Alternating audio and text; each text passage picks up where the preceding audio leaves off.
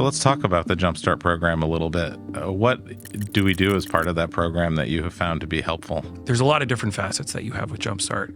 You have access to mentorship, both from an individual that's a cohort or maybe two cohorts above you coming in, as well as a more senior member of the staff, whether it be a partner or principal or something like that.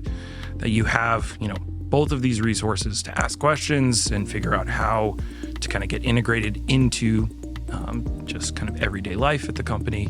But then you also have all these resources just to kind of ask questions that may be on your mind or may be pressing as you're making that transition.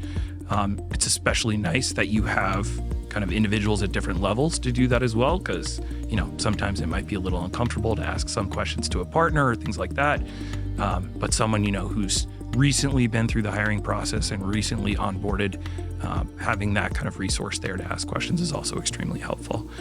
And then past that, you have all the trainings that come with Jumpstart. So whether that be, getting refreshers for, Stata or Excel or something like that, you also have these sessions where you can figure out, how you interact with clients or how you interact with other coworkers around the firm. So all of those resources together were extremely helpful to make the transition from academia to consulting. Yeah.